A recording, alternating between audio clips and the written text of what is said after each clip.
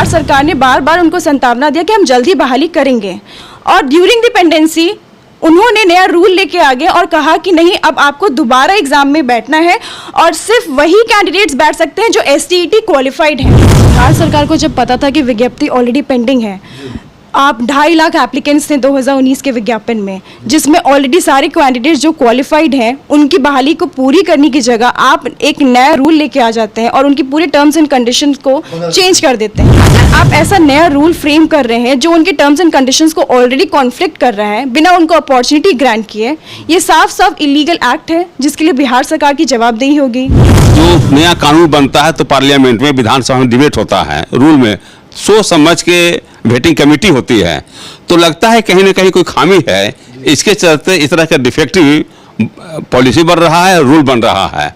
इसको बिहार सरकार को देखना चाहिए कि इससे पब्लिक में बुरा मैसेज आता है। देखिएगा कि जब विज्ञापन निकला था 2019 में तो 3 पद के लिए निकला था, सेकेंडरी, सीनियर सेकेंडरी और फिजिकल एजुकेशन और हेल्थ इंस्ट्रक्टर।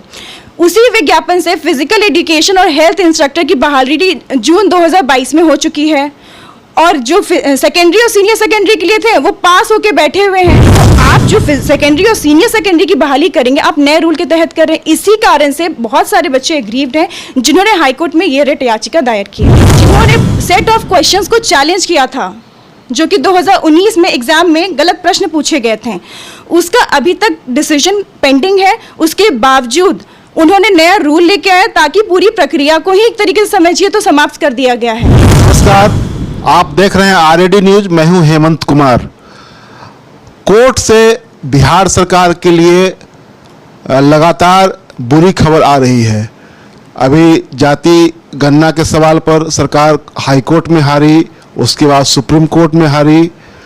आनंद मोहन की रिहाई के सवाल पर भी सरकार से जवाब तलब हो गया है कि सरकार ने जो रिहाई का फैसला लिया उसके बारे में जो डॉक्यूमेंट है वो डॉक्यूमेंट कोर्ट के सामने पेश किया जाए। अब एक नया मामला आया है कि बिहार में 2.25 लाख शिक्षकों की बहाली होने वाली है। उस बहाली की प्रक्रिया को पटना हाई कोर्ट में चुनौती दी गई है। कहा गया है कि जो बहाली की प्रक्रिया है वह प्रक्रिया कानून के विरुद्ध है, संविधान में जो प्रावधान किया गया है उसके विरुद्ध है। जो 73वां संविधान संशोधन हुआ था उसके आलोक में जो स्थानीय निकायों को जो अधिकार मिले हुए हैं नियुक्ति के लिए, उन अधिकारों का हनन हो रहा है। यानी कि आपने जो अधिकार दिया और उसके जरिए उस अधिकार को जो ये स्थानीय निकाय में जो उसके जो प्रधान होते हैं या वहाँ जो निर्वाचित जनप्रतिनिधि होते हैं वह उस अधिकार का जो इस्तेमाल कर रहे थे, तो उस कानून को स्थगित किए बिना, उसको निरस्त किए बिना एक सरकार एक रूल लेकर के आ गई कि अब हम बहाली जो है वो केंद्रीकृत ढंग से करेंगे, डिसेंट्रलाइज ढंग से नहीं करेंगे। तो इसी को चुनौती दी गई है। तो आज हमारे साथ हैं पटना हाई कोर्ट की एडवोकेट रितिका रानी, और उनसे हम जानना चाहेंगे कि इसके पीछे क्या क्या कारण है, क्या क्या कानून सम्मत कार्रवाई इसमें नहीं हुई है, इस पर हम उनसे जानना चाहेंगे। तो रितिका जी, आपका स्वागत है। जी नमस्कार। आप बताएं कि ये क्या क्या हुआ है, इसमें याचिका दायर करने की नौबत क्यों आई है? 10 अप्रैल 2023 में बिहार सरकार ने एक नया रूल फ्रेम किया है जिस द्वारा इन्होंने जो भी विज्ञापन संख्या PR 373 2019 के कैंडिडेट्स हैं जो 12 मार्च 2021 में ऑलरेडी क्वालिफाइड होके बैठे हुए हैं, जिनकी नियुक्ति आज तक पूरी नहीं की गई है, उन सब की नियुक्ति पे एक तरीके से समझिए तो रोक लगा दी गई है और उनको कहा गया है कि वो नए प्रोसेस पे जो कि नए रूल के तहत लाया गया है दोबारा उस पर पार्टिसिपेट करें, एग्जामिनेशन दें जो कि BPSC के द्वारा कंडक्ट किया जाएगा। उसके बाद ही वो आगे बहाली की प्रक्रिया में पार्टिसिपेट कर सकते हैं। इसलिए प्रभाकर द्वारा कैंडिडेट टोटल 21 कैंडिडेट्स हैं जिनका नाम है प्रभाकर रंजन, उनके साथ अन्य 21 कैंडिडेट आए थे जिनका कहना है कि हम 2021 से बहाली के लिए आशा में बैठे हुए थे कि हमें नियुक्ति पत्र दिया जाएगा, जो कि बिहार सरकार ने बार बार उनको संतावना दिया कि हम जल्द ही बहाली करेंगे। और ड्यूरिंग द पेंडेंसी उन्होंने नया रूल लेके आ गए और कहा कि नहीं, अब आपको दोबारा एग्जाम में बैठना है और सिर्फ वही कैंडिडेट्स बैठ सकते हैं जो STET क्वालिफाइड हैं। बिहार सरकार को काफ़ी अच्छे से मालूम है कि पटना ऑनरेबल हाईकोर्ट पटना में ऐसे बहुत सारे मुद्दे पेंडिंग हैं जिसमें फिजिक्स के कैंडिडेट्स हो, सोशल साइंस के कैंडिडेट्स हो या फिर कंप्यूटर साइंस के कैंडिडेट्स हो, जिन्होंने सेट ऑफ क्वेश्चंस को चैलेंज किया था जो कि 2019 में एग्जाम में गलत प्रश्न पूछे गए थे, उसका अभी तक डिसीजन पेंडिंग है। उसके बावजूद उन्होंने नया रूल लेके आया ताकि पूरी प्रक्रिया को ही एक तरीके से समझिए तो समाप्त कर दिया गया है। तो ये हम जानना चाहेंगे कि जो ये चुनौती दी गई है, तो ये क्या ये कहना है कि जो लोग इस बहाली प्रक्रिया में शामिल होंगे उनको आप जो स्थानीय निकाय है, यानी कि जो पंचायत है, प्रखंड प्रमुख है, जिला परिषद अध्यक्ष हैं, अथवा नगर निगम में जो मेयर होते हैं, वो उन लोगों को ही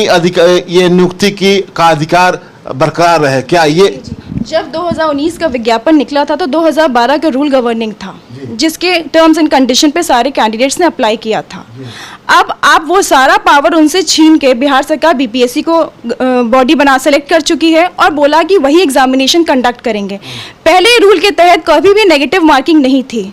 अब जो नया रूल लेके आया है वो आपका नेगेटिव मार्किंग बोलता है। जब आपने विज्ञापन निकाला और उसमें दिखाया कि हमारे पास 37,000 वैकेंसी है, हर एक सब्जेक्ट वाइज आपने वैकेंसी को नोटिफाई किया। अब आप नया रूल लेकर आते हैं जिसमें आपने उसका स्कोप इतना इनलार्ज कर दिया है कि वैसे कैंडिडेट्स जो 2006 से पहले से वर्किंग हैं वो भी पार्टिसिपेट कर सकते हैं। आप देखिएगा कि जब विज्ञापन निकला था 2019 में तो 3 पद के लिए निकला था, सेकेंडरी, सीनियर सेकेंडरी और फिजिकल एजुकेशन और हेल्थ इंस्ट्रक्टर। उसी विज्ञापन से फिजिकल एजुकेशन और हेल्थ इंस्ट्रक्टर की बहाली जून 2022 में हो चुकी है और जो सेकेंडरी और सीनियर सेकेंडरी के लिए थे वो पास होके बैठे हुए हैं, ये सोचिए कि अब हमारी बहाली होगी। अब एक विज्ञापन पे आप 2 रूल कैसे अप्लाई कर सकते हैं? जब 3 पद था, एक पद ऑलरेडी 2012 के रूल के तहत बहाली हो चुकी है, तो आप जो सेकेंडरी और सीनियर सेकेंडरी की बहाली करेंगे आप नए रूल के तहत कर रहे हैं। इसी कारण से बहुत सारे बच्चे एग्रीव्ड हैं जिन्होंने हाईकोर्ट में ये रिट याचिका दायर किया है। तो हम ये जानना चाहेंगे कि 2 इसमें पहलू है। एक पहलू है कि आप स्थानीय निकायों से अधिकार वापस ले रहे हैं और दूसरा पहलू है कि जो पहले के जो कैंडिडेट जो बहाल हुए थे उनको जिन शर्तों पर बहाल किया गया था वो शर्तें यहाँ आकर बदल जा रही हैं। जिनकी बहाली हुई नहीं थी, जो एग्जामिनेशन क्लियर करके बैठे हुए थे, उनकी बहाली पेंडिंग थी। 12 मार्च 2021 को ही रिजल्ट पब्लिश कर दिया गया था जिसमें ये सारे कैंडिडेट्स क्वालिफाइड थे और इस आशा में बैठे थे कि अब हमारी बहाली होगी, हमें नियुक्ति पत्र दिया जाएगा। अब 2 साल के बाद आप नया रूल फ्रेम करके लाते हैं बिना कोई भी ड्राफ्ट पब्लिक डोमेन पे पब्लिश किए हुए, बिना कोई भी ऑब्जेक्शन सीक किए हुए, कि जो अभ्यर्थी इनसे अफेक्टेड होंगे उनको अगर कोई ऑब्जेक्शन होगा तो आप उनसे एक बार उनको अपॉर्चुनिटी तो ग्रांट कीजिएगा। ये मौका किसी भी अभ्यर्थी को जो क्वालिफाइड थे नहीं दिया गया है।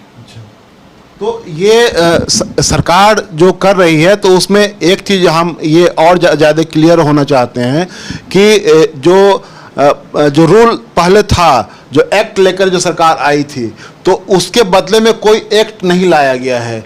जस्ट एक रूल ला करके आप उसको एक तरह से ओवर रूल कर रहे हैं एक्ट को। तो एक्ट को तो रूल से ओवर रूल नहीं किया जा सकता है। बिल्कुल नहीं। जो पहले के रूल्स थे वो बिहार पंचायत राज एक्ट के तहत थे, उनको गवर्निंग बॉडी वो थी। अब आप जो नया रूल लेकर आए हैं बिना प्रीवियस सारे रूल्स को रिपील किए हुए, वो बिहार सरकार को पावर नहीं है।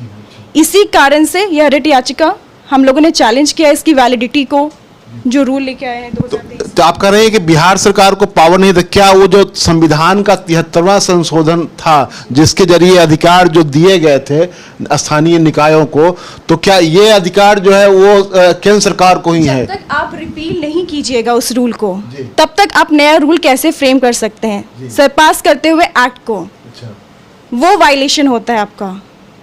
तो ये एक तरह से क्लैश ऑफ रूल भी होगा क्योंकि आप एक्ट को बिना बदले हुए पावर आप नया रूल लेकर के आते हैं। तो इसमें 2 तरह की बात हम लोग समझ रहे हैं कि एक तो है कि सरकार ने जो पहले से जो एक्ट था, जो 73वां संविधान संशोधन के जरिए जो स्थानीय निकायों को मिला था कि स्थानीय निकाय जो है वो ग्राम पंचायत है, ऊपर में ये पंचायत समिति है, उसके ऊपर जिला परिषद है, फिर ये नगर निगम है, नगर पालिकाएं हैं, ये नगर पंचायत हैं, इनको जो अधिकार मिले हुए थे उन अधिकारों को वापस लेने का जो तरीका है वो उस तरीके को अपनाया नहीं गया है, बल्कि जो वो एक्ट के जरिए उनको अधिकार मिला हुआ था और सरकार एक रूल लेकर के आकर के उसको बदलना चाह रही है। तो एक ये इनका रितिका जी का कहना है कि ये एक तरह से क्लैश ऑफ रूल भी है और नियम के विरुद्ध भी है। दूसरी बात कि जो पहले से जो लड़के जो अभ्यर्थी जो इसमें बहाली की प्रतीक्षा कर रहे थे, अब उनको नई सेवा शर्तों के आधार पर उनको बहाली प्रक्रिया में जाना पड़ेगा। और जो लोग इसमें जाएंगे तो पहले से जो लोग नौकरी कर रहे हैं, जो पंचायतों के अधीन और प्रखंडों के अधीन, जिला परिषदों के अधीन या नगर निगम या नगर पंचायत के अधीन, उन लोगों की जो सेवा शर्तें हैं उनका वेतनमान जो है इनसे अलग होगा। तो एक ही काम के लिए अलग अलग ये वेतनमान, अलग अलग सेवा शर्तें भी हो गई। तो ये भी एक तरह से ये एक कॉन्फ्लिक्ट ऑफ लॉ है। तो ये इससे ये लगता है कि क्या ये सरकार जो निर्णय लिया है तो सरकार ये समझ नहीं रही है, या लगता है कि जैसे कि होता है कि सरकार ये दिखाना चाहती है कि हम कुछ करना चाह रहे हैं, हम लोगों को नौकरी देना चाह रहे हैं, लेकिन कोर्ट में जाकर के मामला फंस जा रहा है। तो कोर्ट में मामला अगर फंसेगा तो इसके लिए जवाबदेह जो मौजूदा जो स्थिति आप ब्रीफ कर रही हैं उससे तो ये लग रहा है कि क्या सरकार की इसमें गलती है, सरकार ने नजरअंदाज किया है या जानबूझ के ऐसा किया है? बेशक बिहार सरकार को जब पता था कि विज्ञप्ति ऑलरेडी पेंडिंग है, आप 2.5 लाख एप्लीकेंट्स थे 2019 के विज्ञापन में, जिसमें ऑलरेडी सारे कैंडिडेट्स जो क्वालिफाइड हैं उनकी बहाली को पूरी करने की जगह आप एक नया रूल लेके आ जाते हैं और उनकी पूरे टर्म्स एंड कंडीशंस को चेंज कर देते हैं, जो कि परमिसिबल नहीं है in the I of law. जो कैंडिडेट ने जिस टर्म्स एंड कंडीशन पे विज्ञापन में अप्लाई किया था उसी टर्म्स एंड कंडीशन में उनकी बहाली पूरी होनी चाहिए थी। अगर आप ऐसा नया रूल फ्रेम कर रहे हैं जो उनके टर्म्स एंड कंडीशंस को ऑलरेडी कॉन्फ्लिक्ट कर रहा है बिना उनको अपॉर्चुनिटी ग्रांट किए, ये साफ साफ इलीगल एक्ट है जिसके लिए बिहार सरकार की जवाबदेही होगी। तो धन्यवाद रितिका जी। हम इस मसले पर पटना हाई कोर्ट के सीनियर एडवोकेट दीनू कुमार जी भी यहाँ हमारे साथ मौजूद हैं, उनसे भी हम चाहेंगे कि वो भी अपनी राय बताएं इस याचिका के संदर्भ में, जो शिक्षक बहाली की प्रक्रिया को चुनौती देने वाली जो याचिका है। हाँ सर, बताएं इस ये प्रक्रिया के बारे में जो चुनौती दी गई है उसके बारे में। देखिए, बिहार सरकार ने भारत के संविधान 243(6) और आर्टिकल 73 को ध्यान में रखते हुए, और जो डेमोक्रेसी में है कि पावर का डिसेंट्रलाइजेशन होना चाहिए, और जब तक लोकल सेल्फ गवर्नमेंट मजबूत नहीं होंगी, फंक्शनल नहीं होगा, तब तक डेमोक्रेसी प्रिवेल नहीं करेगा। ये समझते हुए ग्राम पंचायत एक्ट 2006 के सेक्शन 22, 24, 44, 73 को देखते हुए पंचायत को, पंचायत समिति, जिला परिषद और म्यूनिसिपल एक्ट के तहत म्यूनिसिपैलिटी को पावर दिया गया था कि वो प्रतिनिधि जो होंगे से सिलेक्शन प्रोसेस में पार्टिसिपेट करेंगे, अपॉइंटमेंट करेंगे। और इसके तहत 2006 से 15 तक, यानी कि इस रूल के बाद जो 2023 में रूल आया है उसके पहले बहाली होती रही। अभी मामला सिलेक्शन का डिफरेंट स्टेज में हाईकोर्ट में पेंडिंग है, सरकार के यहाँ पेंडिंग है। एकाएक article 309 of the constitution of India के तहत 2023 में जो रूल है उसमें इन्होंने जो प्रीवियस जितना भी 2006 का रूल था 8, 10, 12, 15, 20 को रिपील नहीं किया, बल्कि वो एग्जिस्ट कर रहे हैं। और आपने एक नया रूल ले आया जो article 73, 243 of the constitution of India और ग्राम पंचायत एक्ट के सेक्शन 44, 73 और 22 के कन्फ्लिक्ट में है। यानी कि रूल कभी एक्ट पर प्रिवेल नहीं करेगा, जिस एक्ट के तहत रूल बना है वो प्रिवेल करेगा। इसलिए 309 कॉन्स्टिट्यूशन में जो रूल बनाए हैं बिल्कुल ही वॉइड, इलीगल, ab initio है। इतना ही नहीं, एक्सटेंस कंसिडरेशन है, मैनिफेस्ट आर्बिट्रेरियसनेस है। इसी बात लेकर वैलिडिटी ऑफ रूल को चैलेंज किया गया है। और इसमें खास दो बात ये है, जब योग्यता पहले जो बहाल हुए हैं जो रूल बनाने के पहले शिक्षक, और अभी जो रूल के अनुसार दोनों का योग्यता एक है और दोनों के 2 सर्दी होगी, तो आर्टिकल 14 का वायलेशन होगा, equal pay for equal work के विरुद्ध होगा। तो एक तरह से ह्यूमन राइट्स का भी वायलेशन है। इन बातों को देखते हुए रिट याचिका दायर की गई है। उसका मूल कहना है कि बिहार सरकार ने जो रूल बनाई है 2023 में, वो conflict of gram panchayat act, municipal act और प्रीवियस जितने रूल बने हैं 2006, 8, 10, 12, 15, 20 उसके विपरीत है। सर हम आपसे ये जानना चाहते हैं कि सरकार के पास कानूनी सलाहकार हैं, एडवोकेट जनरल हैं, तो क्या सरकार इतना सरकार की बुद्धि भ्रष्ट हो गई है, बुद्धि मारी गई है कि ये सब जितने कारण आप गिना रहे हैं उन चीज़ों पर विचार नहीं किया गया? तो एक पॉलिटिकल सवाल आपसे है कि क्या सरकार नहीं चाहती है सही अर्थों में कि बहाली हो और कोर्ट में जाकर ये मामला फंस जाए? हम इतना ही कहेंगे कि कहीं ना कहीं रूल बनाते समय जो ग्राम पंचायत एक्ट के जो प्रोविजन है, जिसके तहत पहले 2006, 8, 10, 12, 15, 20 में रूल बन के अमेंड हुआ, उसको नज़रअंदाज किया गया और उसका इफेक्ट उन्होंने नहीं देखा कि दो आर्टिकल 309 जो हम रूल बना रहे हैं, तो प्रीवियस जो ग्राम पंचायत एक्ट, म्यूनिसिपल एक्ट के तहत जो रूल बने हैं उसका क्या प्रभाव होगा, क्या इफेक्ट होगा। अगर विचार किए रहते तो मेरे समझ से जो 2023 में रूल बनाए हैं आर्टिकल 309 केस में, इस तरह का रूल नहीं बनाते हैं।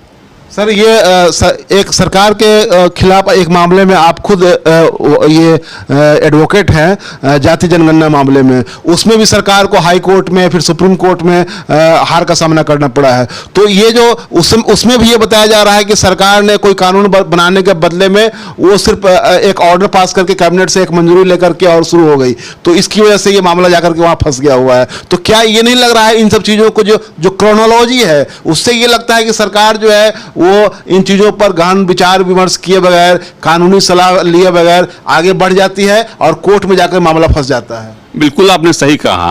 अगर कोई कानून बनता है तो देखिए आज़ाद देश हुआ, उसके पहले पार्लियामेंट्री डिबेट होता था, संविधान सभा में डिबेट हुआ।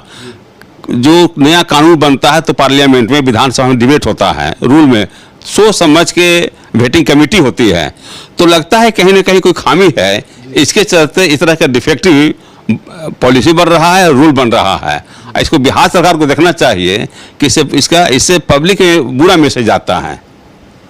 तो आपने अभी सुना कि कैसे ये कॉन्फ्लिक्ट ऑफ लॉ है, शिक्षक बहाली को जो चुनौती दी गई है, और इसमें फिर ये आशंका जताई जा रही है कि यह मामला फिर जाकर के कोर्ट में फंसेगा और जो बिहार के जो बेरोजगार नौजवान जो हैं, जिनको नौकरी की उम्मीद लगी हुई है, उनके लिए फिर से एक संकट खड़ा होने की आशंका है।